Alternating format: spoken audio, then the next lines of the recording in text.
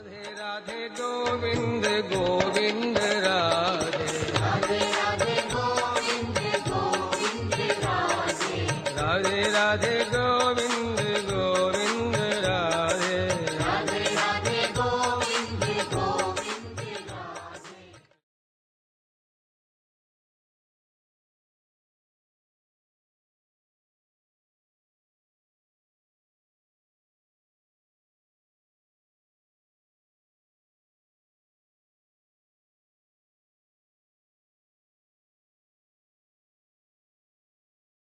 I would like to first of all welcome you by chanting with you the Om Namo Bhagavate Vasudevaya.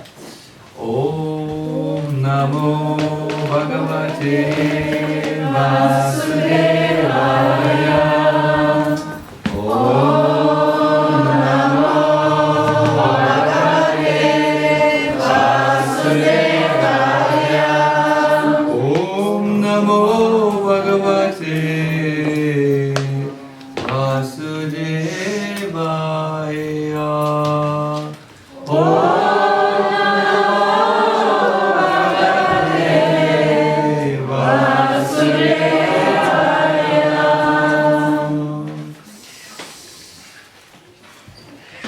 Jaya Radha Madhava Punya Vihari. Jaya Radha Madhava Punya Vihari.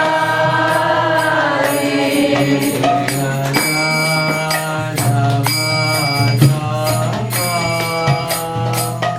Punya Vihari.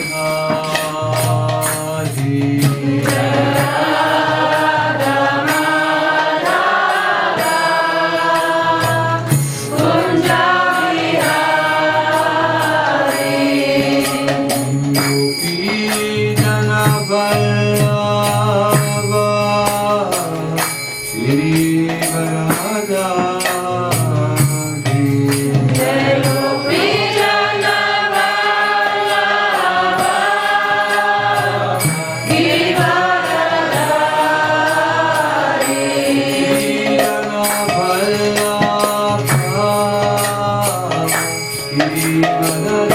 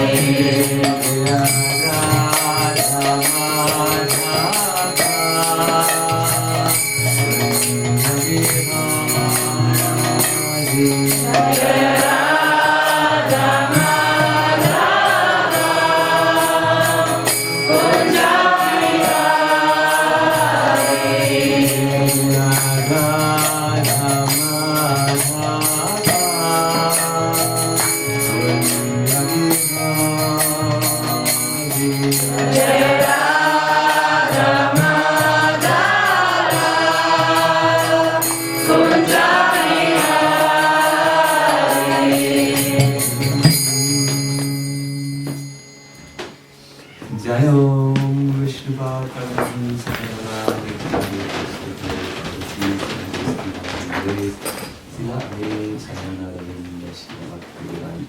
Swami Maharaja Srila Prabhupada ki Jai. Anand Koti Vaishnava Vrinda ki Jai. ISKCON Founder Acharya Srila Prabhupada ki Jai. Samavita Bhakta Vrinda ki Jai. Gaura Prema Hari Bol. All glories to the Hare Krishna. All glories to the Hare Krishna. All glories to the Hare Krishna. Glories to CC. All glories to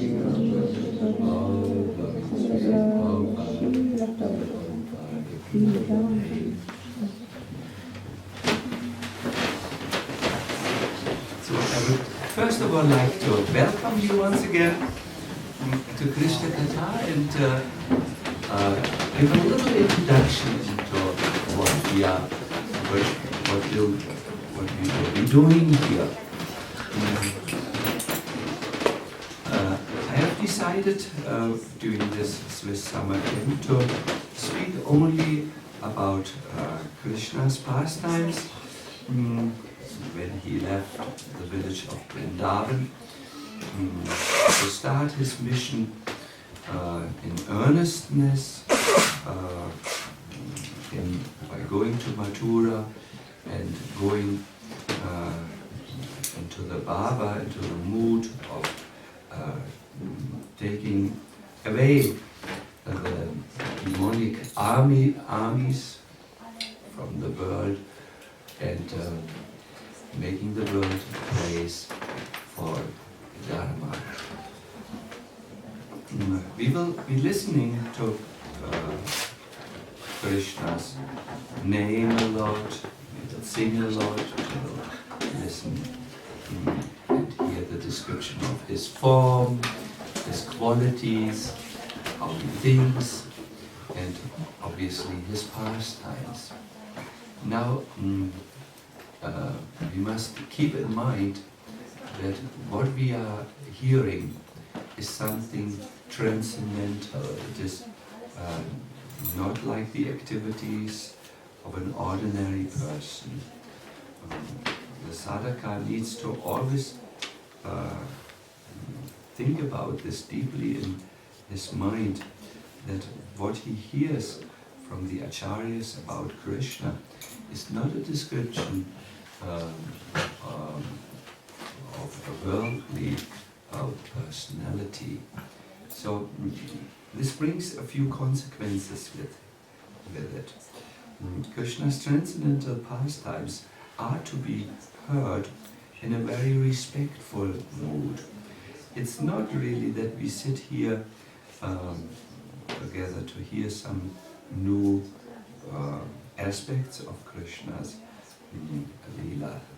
That will be there, don't worry. But what we really do here is we worship Krishna with our mind, with our hearts, and with our voices when we sing. Hearing Krishna Katha or entering Krishna Katha means really to be prepared to serve Krishna in doing it. Krishna only reveals himself to a devotee who enters or who approaches him in a service spirit, not in an enjoying spirit. That's very, very important to say.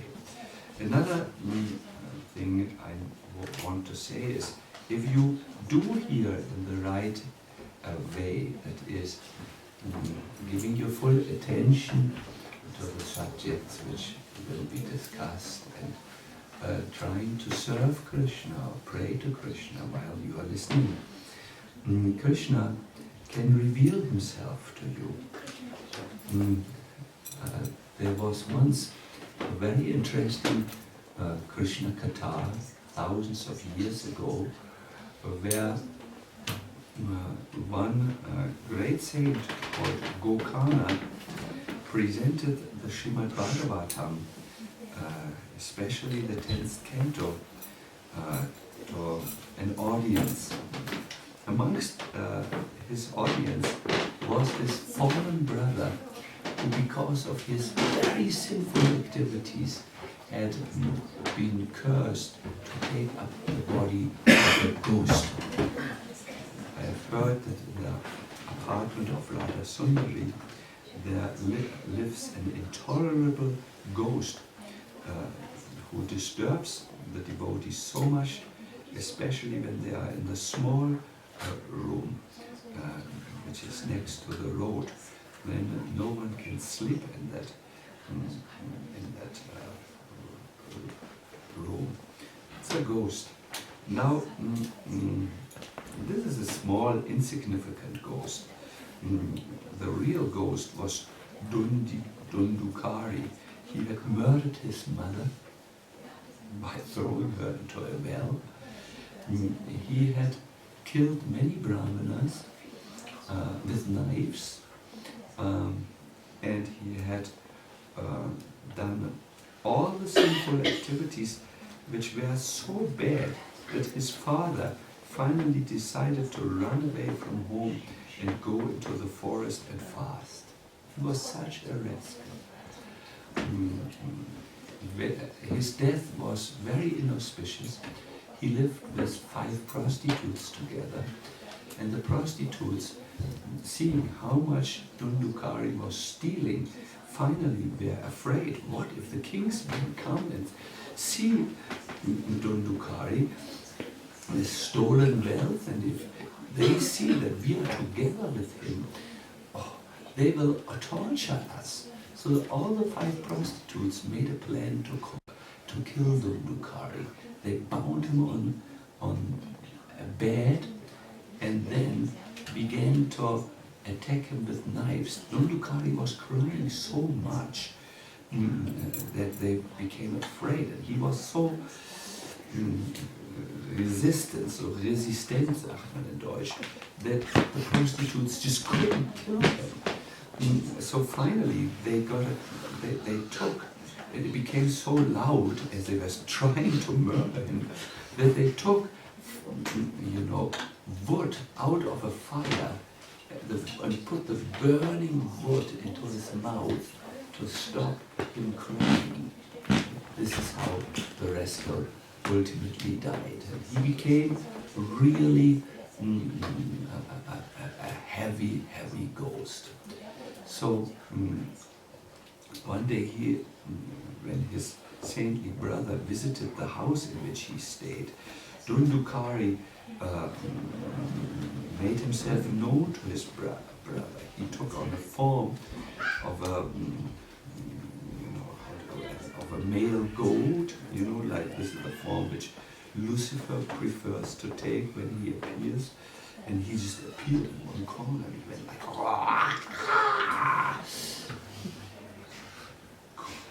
Gokana innocently woke up. Who is it? It's your brother, Dundukari. Save me! It's so hellish here. Okay, said Gokana, tomorrow I will start to read Bhagavatam for you. So Dundukari came. He took on. He came into the body of a bamboo rod, and whenever Gokana finished one day of reading the Bhagavatam to his brother and the audience of villagers, one of the knots of the bamboo stick broke. It burst. That meant that one of the knots in the heart, lust, greed, and enviousness, burst in Dundukari's mind. So at the end of this 7th day, Dundukari was released from the sinful results, and he became freed. He took on a spiritual body, and the Vishnu Dutas came with a transcendental airplane to take him back home, back to Godhead. This is the power of Bhagavatam. It removes the inauspiciousness, even if you are a ghost. And I have met one ghost in this house yesterday night, so he will come to be with us. And listen to this, it will help him, this ghost. But you know, the audience was not satisfied when they saw Dundukari taking on the body of a pure living entity and going back home back to God. They went. We also were there listening to the Bhagavatam. Why are we still here? And why did he go?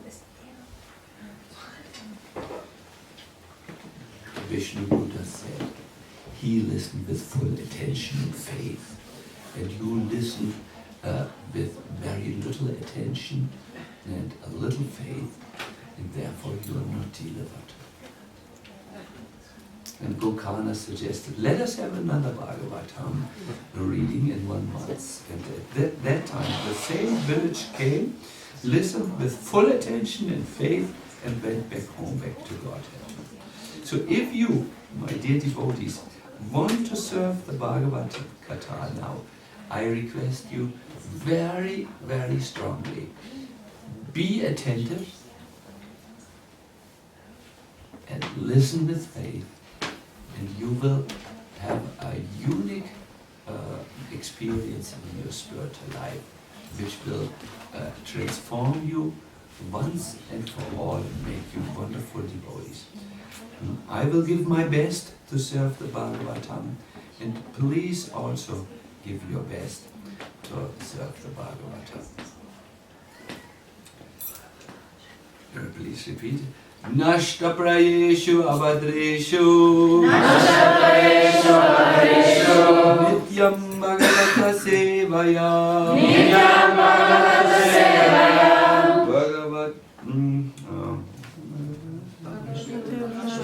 Bhagavati Uttama Shloke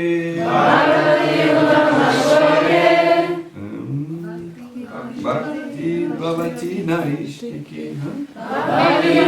Yes. When Kamsa heard from Narada that Vasudeva had brought his 8th son out of the prison of Mathura to Vrindavan, he became furious. He fumed like a volcano. Kamsa was the most powerful demon at that time. He had wrestled with Indra, defeated Indra, and thrown the elephant Airavata on the ground. There was no one who could resist his power, not even the king of the universe. But here, Vasudeva had taken his 8th son out of the prison, whom Kamsa wanted to kill so badly. And he had been successful to escape the high security prison track.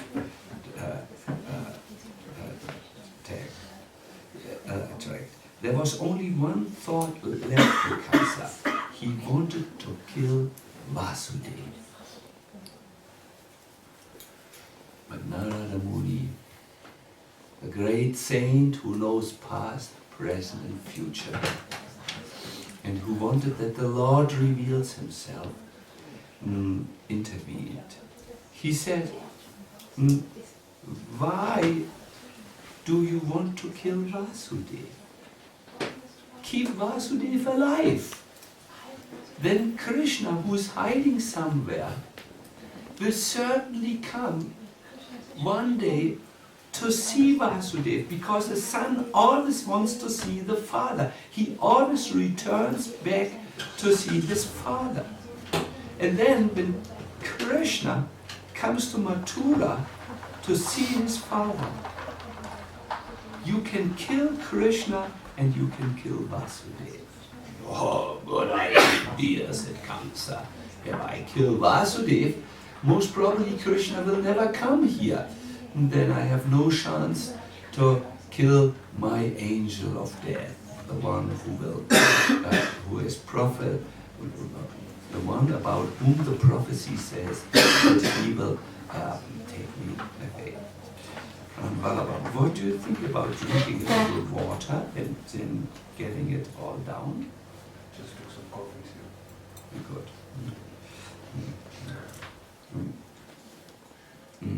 So, Kamsa, the demon, thought, let me get Krishna to come to Mathura. And he finally had an idea. I will arrange a wrestling match, where the best wrestlers of the country will show their skills, and I will invite Krishna to also come with his cowherd boyfriends to show their skills.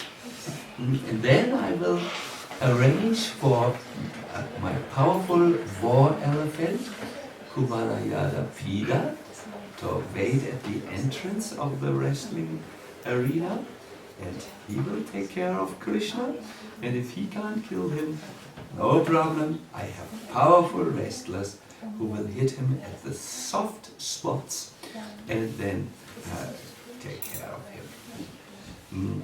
So Kamsa decided, let me get a new golden chariot which looks just like my chariot, and then Krishna, who is a fool, will like to ride on that golden chariot, and then he will not be able to resist my invitation. He thought like this, you know, when someone sends for another person in a very good limousine, you know, these long limousines who look like the president limousine, then any fool will not be able to resist the invitation if it's a chance for him to ride in a car he has never used before. So this was Kamsa's intelligence. He was so much in illusion about who Krishna was. So offensive, so demoniac.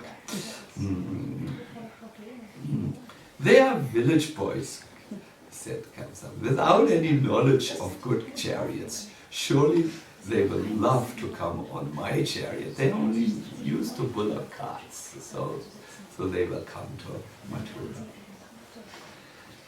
Akrura, he picked Akrura, whom he knew was someone who was a little close to Krishna, to invite Krishna by going to Vrindavan. And it's very interesting.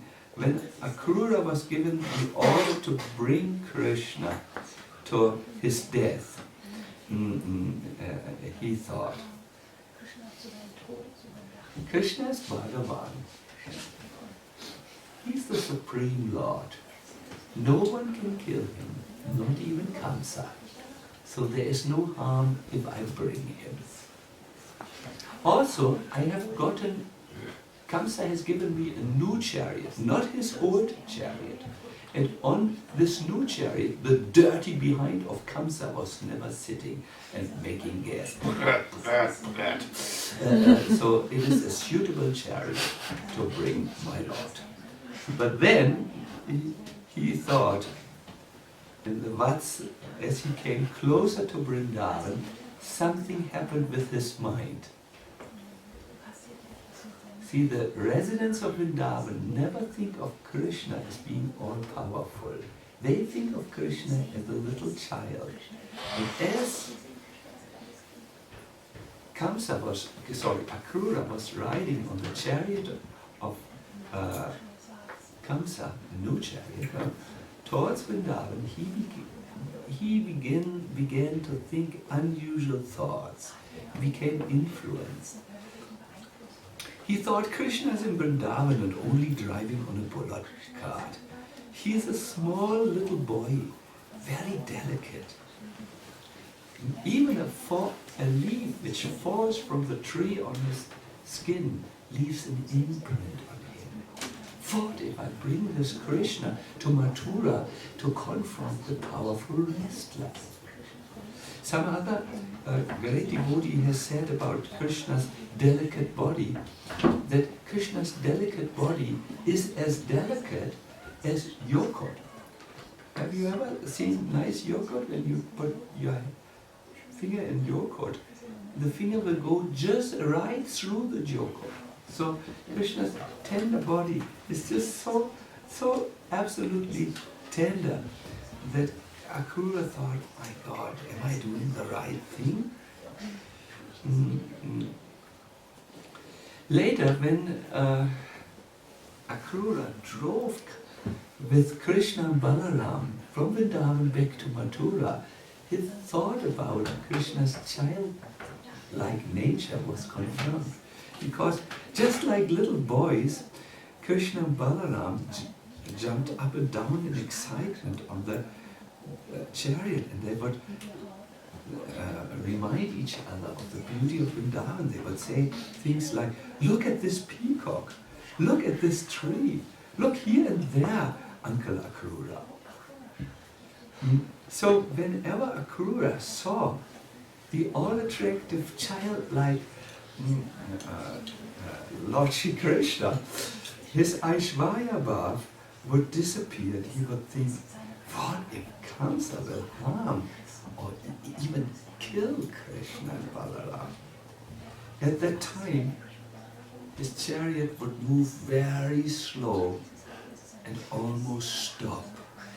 He felt a great hesitancy to bring Krishna and Balaram to Mathura. He felt what is called Madhurya Bhava, which allows for the full exchange of love with Krishna. But that's all ahead. My dear devotees, I'm going ahead of me. I should stay on the course, but it is very difficult. When we talk about Krishna, everything comes to mind. His beautiful, wonderful activities and his nature, that it's not so easy to stay on track, but I will try. When Akrura arrived in Vrindavan, I think this is very beautiful. He saw Vrindavan, which was decorated with the footprints of Krishna, and which was very, very alive. He saw that the sun was just beginning to set. At that time, Akrura all of a sudden recognized some very special footprints going over the dusty path. And he remembered that the dust from Krishna's lotus feet is thought after by the rulers of all the planets in this universe.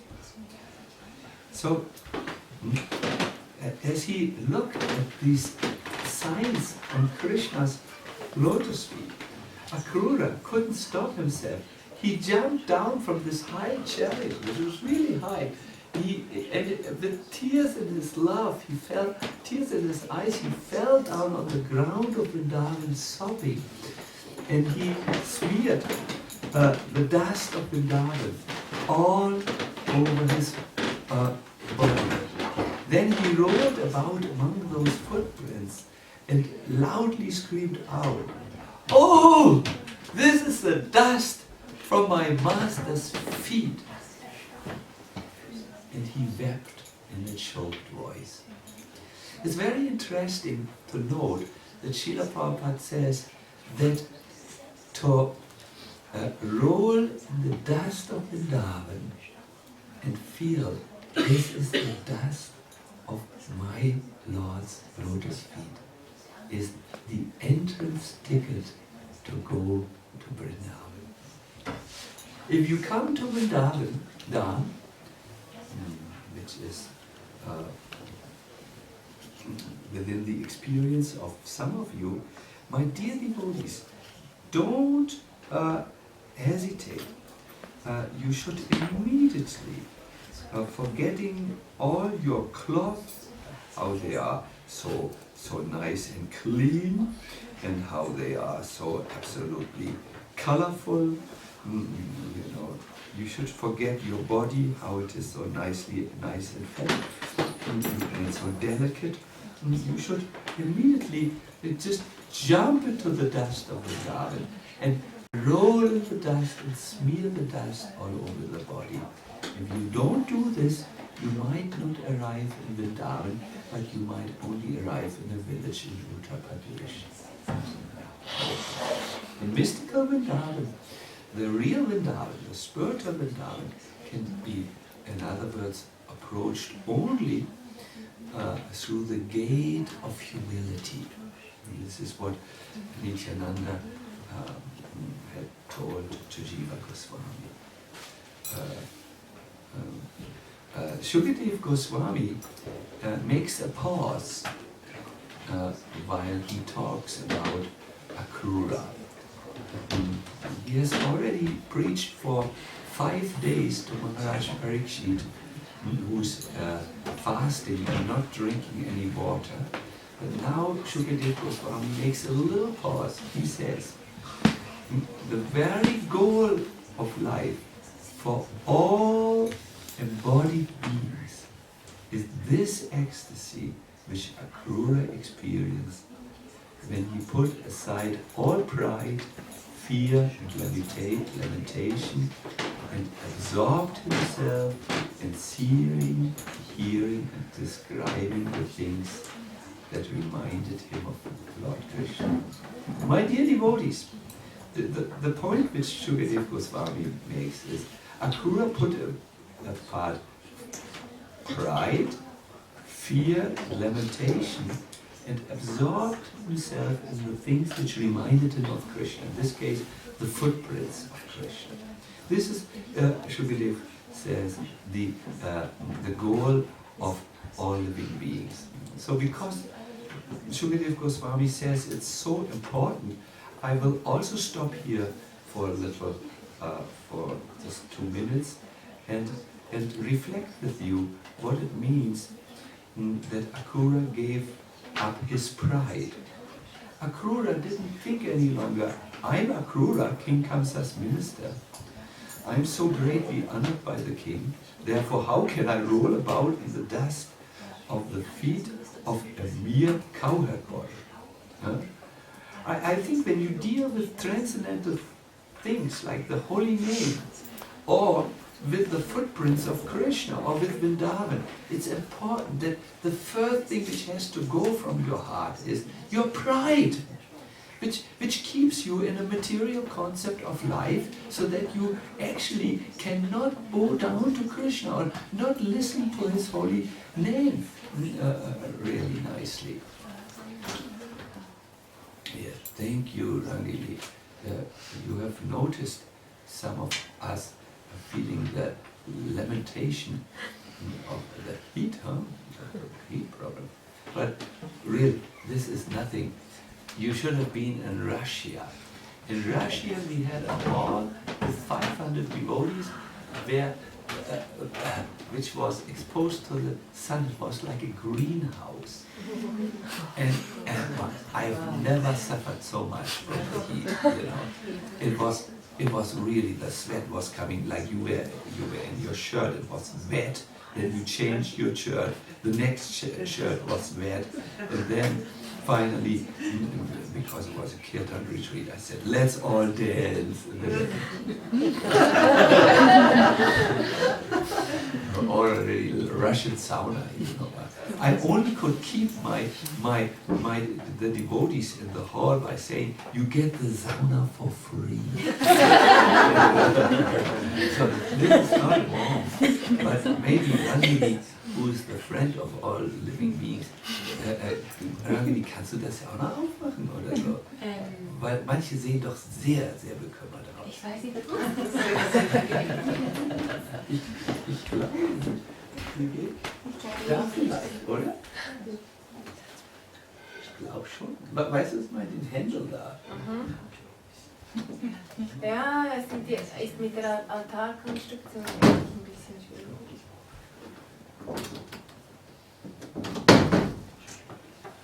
should I bring a hammer and a stone?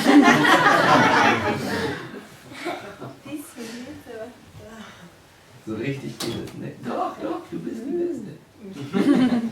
Einfach weitermachen. Ja. Sollen wir das dann? Ja.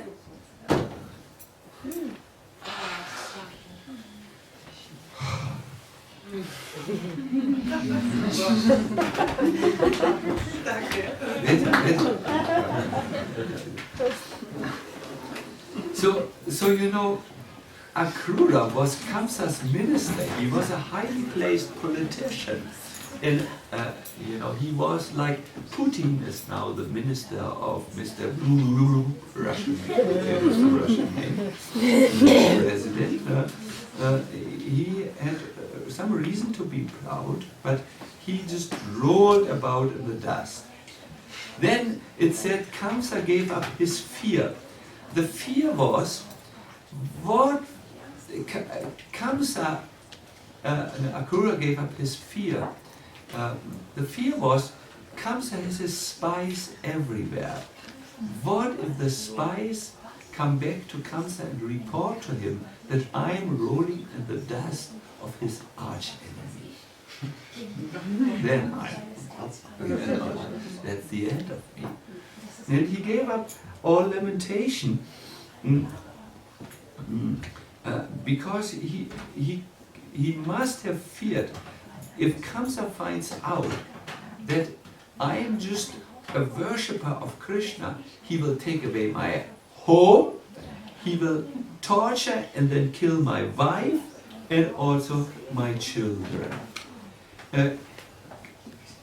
Akrura gave up all pride, fear and lamentation because he had heard the glories of Lord Hari from Narada, and now by jumping into the dust of Vrindavan, he expressed his deep, deep desire for Dasya Bhava. That means the mood that I want to serve my Lord Shri Krishna, even if Kamsa is angry at me. I want to serve my Lord, even if it means that I will do just very menial things, very small things for my Lord. And I will not lament if Kamsa takes revenge on me. I just want to serve Krishna. My dear devotees, behind rolling in the dust of Vrindavan is a whole philosophy. The philosophy that I want to become the servant of Krishna, and I'm not afraid of the consequences which it takes to become the servant of Krishna. This is how glorious rolling in the dust of Vrindavan is. What do you think? Would you like to roll next time in the dust of Vrindavan? Why not do it? Why not simply? My dear devotees, I am, as you know, a very eccentric, proud and very useless person. Many years ago, I decided, let me roll in the dust of Vrindavan as the ultimate therapy. And what I did is, I just bound some cloth around my knees, and then I did Dandavat Parikrama, not around all of Vrindavan because I'm not so steady, but around, I would say, 1/3 of Vrindavan, and I really could see by coming in contact with the dust of Krishna's lotus feet, some very, very good Krishna therapy takes place. And the very, very deep thing which takes place is that when you come in contact with the dust of Vrindavan, either by physically rolling or by walking through the land of Vrindavan, you will also develop a mood in your heart. When will I serve Krishna in this way? And when will I get the good fortune to see my beloved Lord? The world over was shocked to hear about the unexpected departure of Indra Prabhu, who sang for his beloved Radha Syam Sundar in Vrindavan. You know, when I met Indra last time, Indra Prabhu revealed to me, I only have one desire, he said. When will I serve Radha and Krishna in a particular way, and when will I get the good fortune to see my beloved Lord? This is the effect of going to Vrindavan. You will develop these desires. Other desires will just go and leave your heart. You will actually develop the desire of a devotee. It's by the dust of Vrindavan. The dust has, why? Because the dust has the touch of Krishna.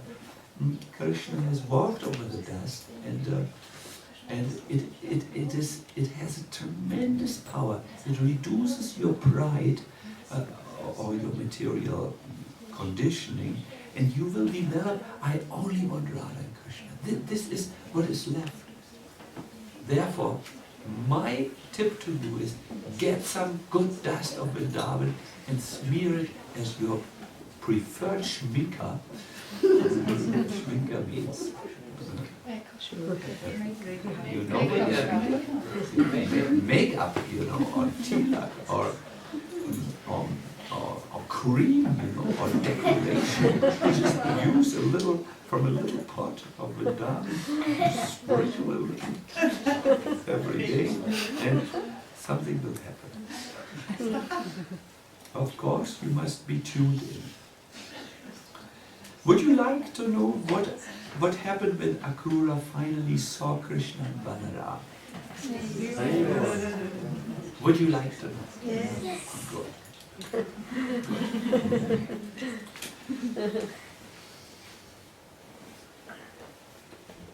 First, when Akrura saw Krishna and Balaram, he was really shocked because Krishna and Balaram move very slowly. They don't move with the speed of an ordinary human being. It is said they walked with the gait of elephants.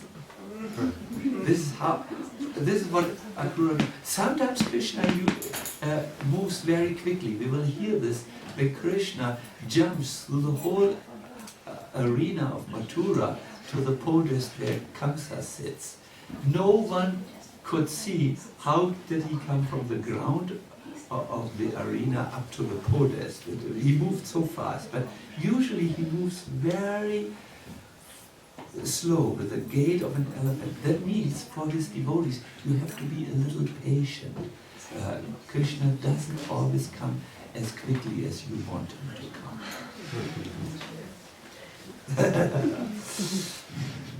Yes. Their eyes resembled lotuses in the autumn season. As they walked, they looked to the devotees with compassionate glances, and they left footprints on the ground which bore the marks of a flag, a lightning bolt, an elephant goat, and lotuses everywhere. Akrura could very clearly see as Krishna and Balaram walked through Vrindavan, this is my God! These are the original personalities of Godhead. They resembled two gold-bedecked mountains. One mountain was of the quality of emerald, that's a bluish jewel, and the other, Balaram, looked like a mountain of silver. But because they had this effulgence, this golden effulgence, they looked like a silver mountain with a golden covering, and like a bluish mountain with a golden coverings, how they looked. And they looked like this for a particular reason. They wanted to show Akrura, don't be afraid. You bring us to Mathura, it's within our plan. Don't be afraid. We will take care of the rest, all the demons. No problem. they gave a mountain indication. So I would now request all of you to turn around for a moment. We will have our little band here, and we will sing now a song to Krishna, Mama Mara Mandive. This is very important. And as you sing this song, I request you to meditate about Krishna. Maybe we can ask our master of the computer to show a little picture of Krishna.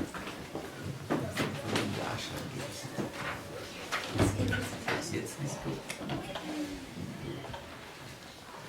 So, Hare Krishna, so we will sing. No.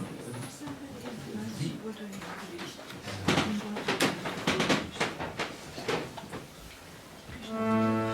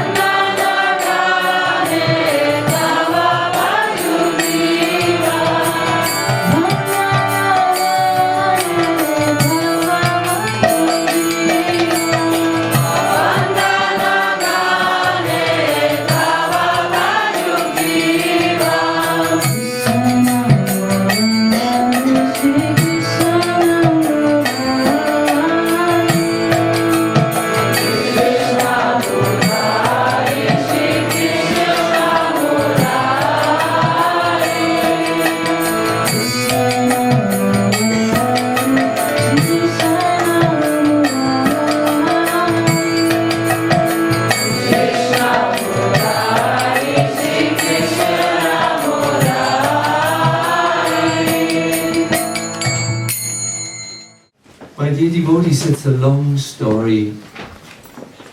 It's a sad story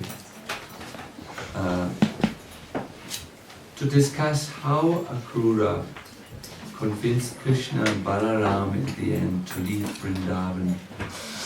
He could only do so by indicating that Vasudeva and Devaki were tortured by Kamsa. It's a long story how Akrura convinced Krishna and Balaram's parents that he would take the two boys and he would be gone only for just a few days, just now coming, and then return.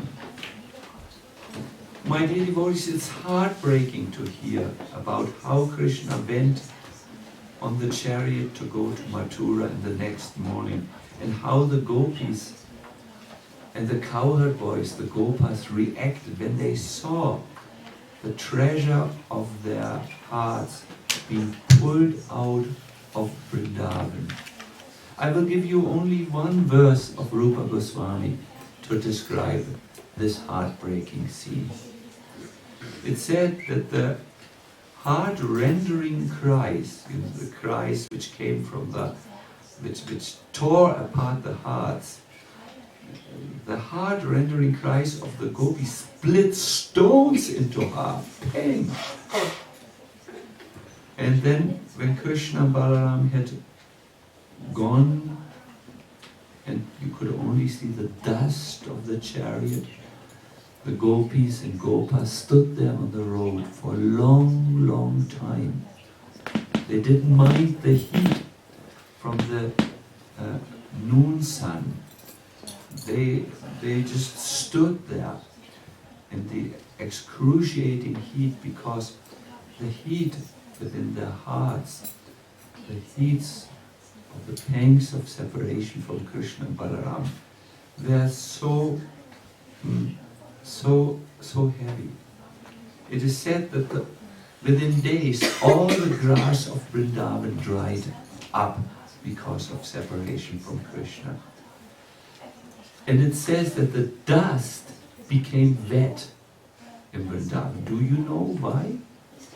Because the dust cried tears of separation. That's intense, you know. The dust becomes wet. That means the dust is very sad.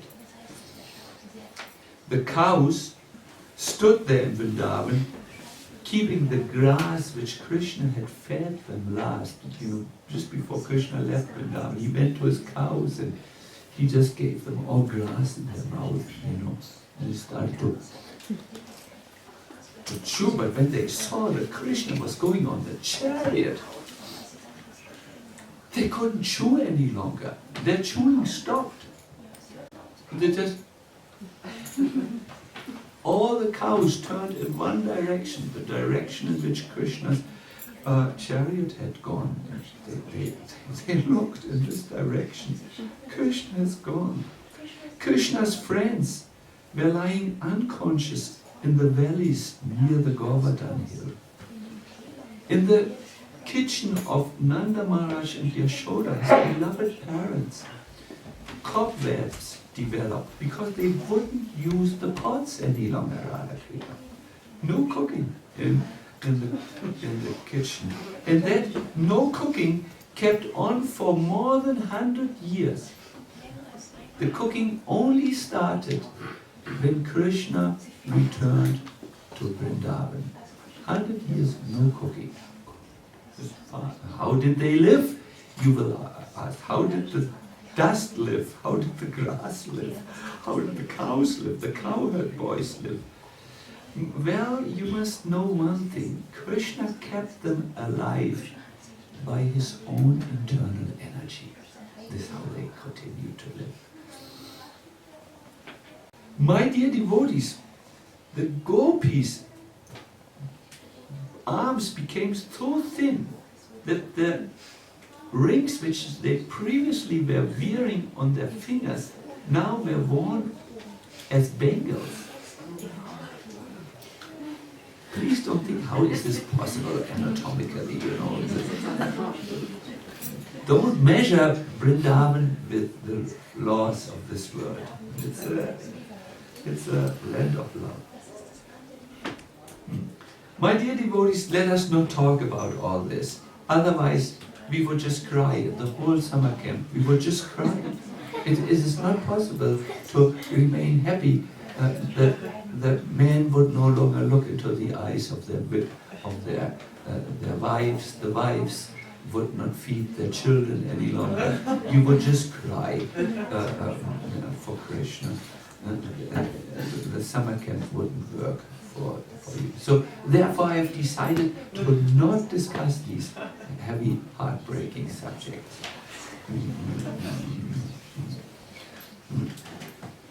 I have decided to, I don't know, I have to see, when do we end? Which time do we end? Excellent. What haben wir noch?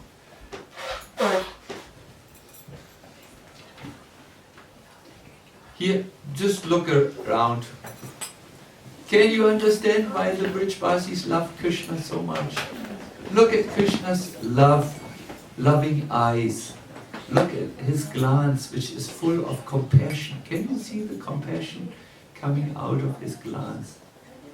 Look at his flute, how he plays the flute and enters the heart of his devotees on the sound of his flute. You know, when you hear Krishna's flute as a devotee, Krishna enters your heart.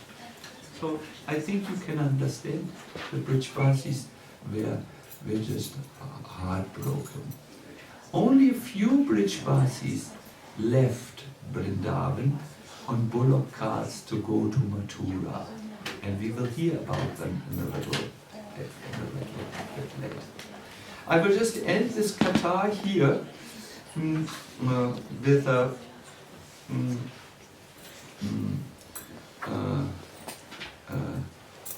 description of Akrura.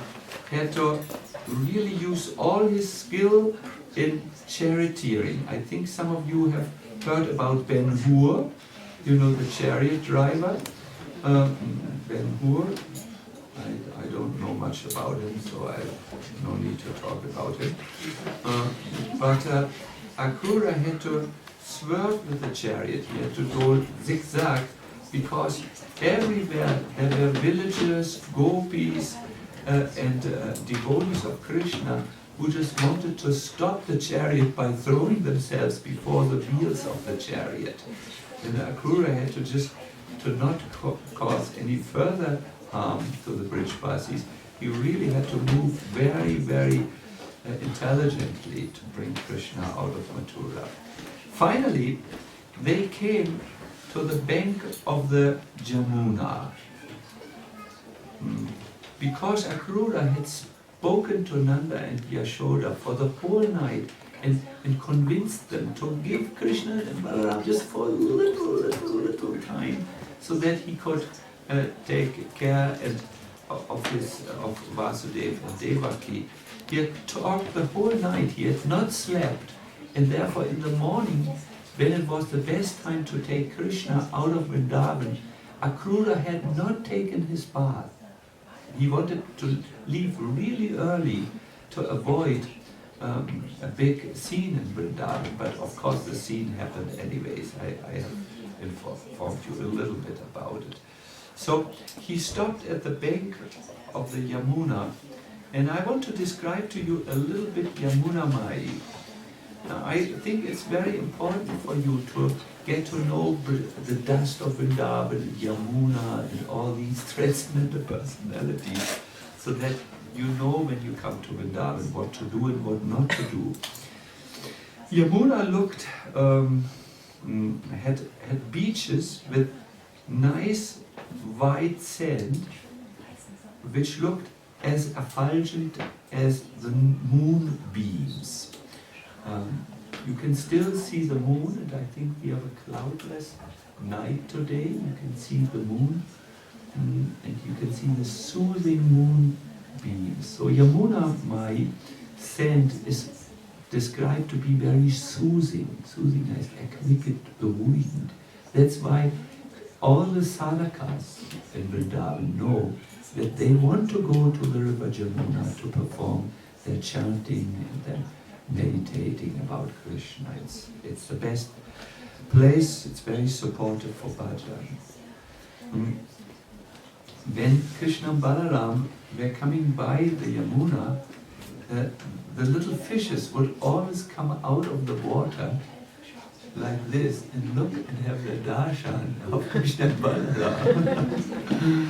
Also the conchas, the tortoises, they're coming and putting their heads out of the Yamuna. The Yamuna looked very sweet, because there were so many fish and tortoise devotees inside who all, had their heads out of the Yamuna.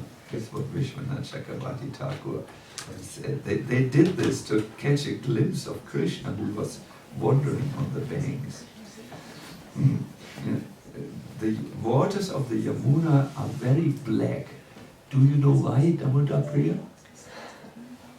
Because when Vasudev brought Krishna to Gokul, Krishna touched the water. Krishna once fell into the Yamuna. Well, another reason is that Yamuna constantly meditates about Krishna. That's why she is so black. And another reason is that the gopis take their bath in the Yamuna, and Yamuna washes the black kajal from their eyes. So Krishna quickly got down from the chariot when Uncle Akrura took his bath and touched the water for purification and then drank the Yamuna water from his hand. Then Akrura brought the chariot close to a grove of trees, that is a Baumansammlung, like a hang, and invited Krishna and Balaram to sit back on the chariot for more comfort. Sit comfortably, I will just take my bath. So, as Akrura came to the Yamuna, he all of a sudden saw in the water the chariot with Krishna and Balaram. So first he thought that maybe this is a shadow or a reflection of the chariot. So he went out of the water again and looked, but there was this little wood, this little forest, this little grove, and there was a chariot and Krishna and Balaram were sitting on top of it. Amazed, he went back to the water. He thought, well, the chariot, everything is all right. The chariot is still there. Krishna and Balaram are still there. They have not, that I have seen them here in the water is certainly an illusion brought about by lack of sleep. I was talking too much yesterday. I had no rest.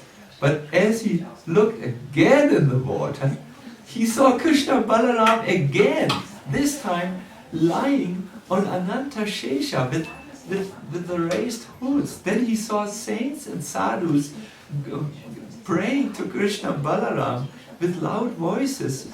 And then many more devotees came into this vision and offered their prayers to Krishna and Balaram. And Akrura started to cry in ecstasy. Wah! Folded his hands and stood in the water to recite his prayers.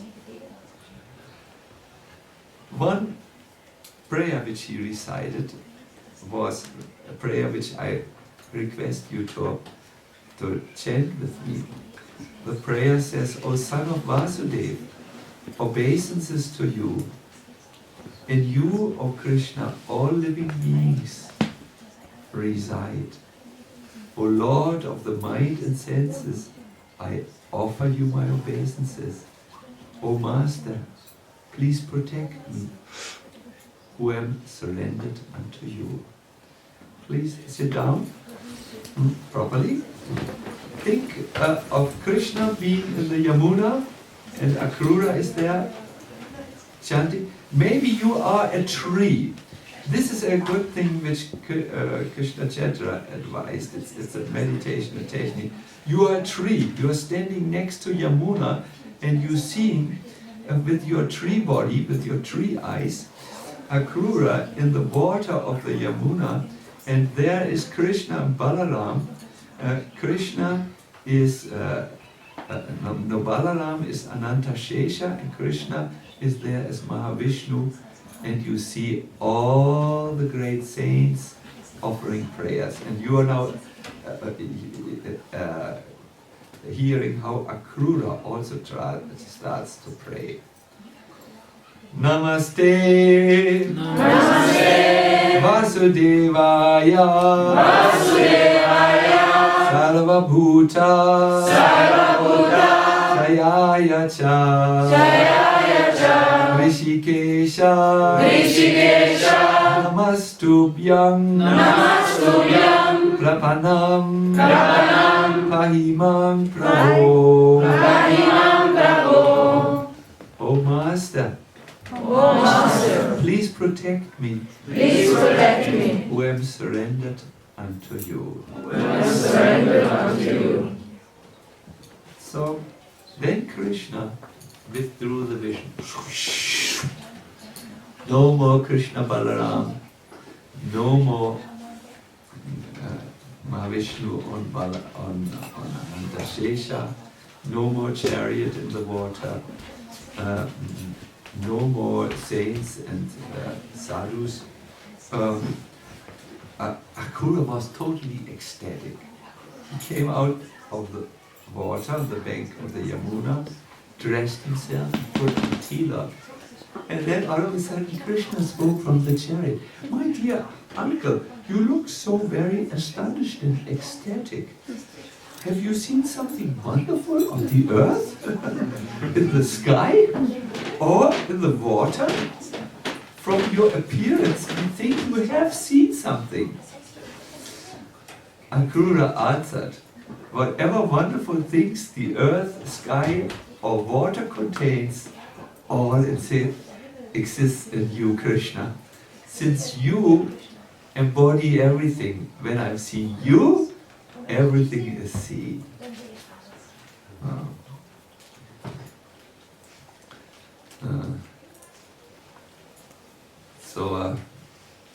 Then they crossed many villages, and all the people of the villages came running out of the houses, looking at Krishna and Balaram having a beautiful darshan. Krishna attracted the eyes of everyone, like he does true to his word, the name Krishna. In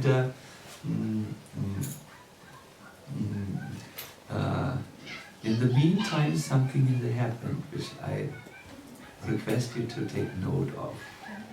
Nanda Maharaj and the cowherd men had reached Mathura. When they saw that they couldn't follow the swift chariot of Krishna and Balaram, the golden chariot of Kamsa, which was drawn by the best of horses, they took another road and went to the outskirts of Mathura. And they were so much longing after Krishna that they climbed the trees and looked everywhere. When is Krishna coming to Mathura? They were full of yearning and anxiety. They would call down to Nanda Maharaj, Baba, are they coming or are they not coming? What happened? What happened? And I would like to leave you with these cowherd boys who look from the trees in Mathura to the path to see whether Krishna is coming or not coming. I will close this kata by singing us a little bit with you. Go to Hari. Only 5 minutes.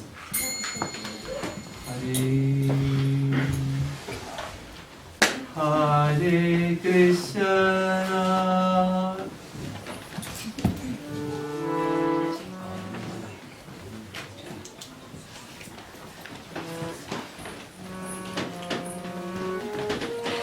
This singing belongs to the program. I mean, some of you may have to go and do things, but it's a very important part of the program. Not something, oh, now we sing again. No. What you have to do is, as you sing now, you have to try to go to a place of the kata which has in some ways touched you, and because the whole art of singing kirtan, chanting Krishna, its name is longing for Krishna. No? So it's part of the program, it's part of the learning process. Hare Krishna, Hare Krishna, Krishna Krishna, Hare Hare, Hare Rama, Hare Rama, Rama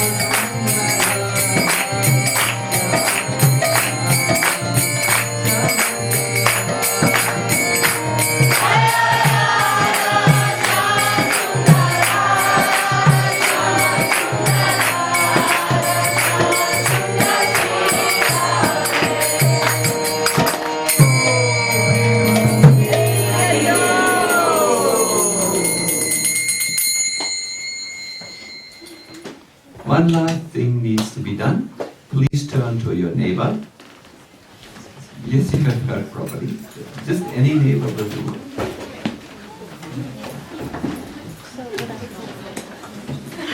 You can also be 3 neighbors if it is difficult to find one neighbor. Alright, now your question. Listen very carefully. The question is, die Frage ist, ja. What in this Krishna Katha, which we have heard from the Bhagavatam and the Acharyas, struck me? Was ist mir aufgefallen? Was ist mir, um es in Deutsch zu sagen, reingegangen in mein Bewusstsein? What has entered my consciousness? Please start. Now you have only 3 minutes time because we are a little over time.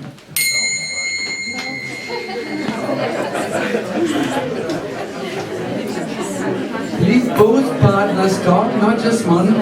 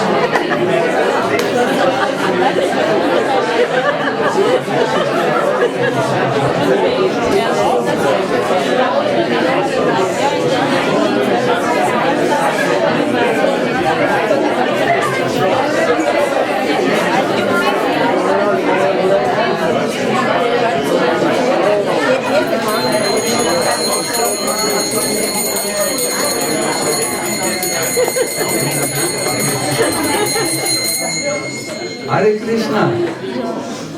So, thank you very, very much for participating in your first session. We will continue throughout the summer camp. Now Krishna and Balaram will enter Mathura, and they will show themselves from a side they will display their pastimes, which are truly astonishing and amazing. And as we will notice, their mind is always a little bit in Vrindavan. It's a very, very enchanting discussion. And I want to say, if you feel you have not yet discussed everything, please use the time. Not that you have to discuss about Krishna only for the 3 minutes, which you should theoretically do it all day. I hope you're so. Thank you very much. See you tomorrow. But please don't leave without seeing this beautiful photo of Krishna, who looks, I mean, his whole expression is so much the expression of Bhaktavatsala, the friend of his devotees, the compassionate friend of his devotees. This is so wonderful. Hare Krishna. Hare Bol. Srila Prabhupada ki jai. Sri Om Janti jai. Radhe Radhe Govind Govind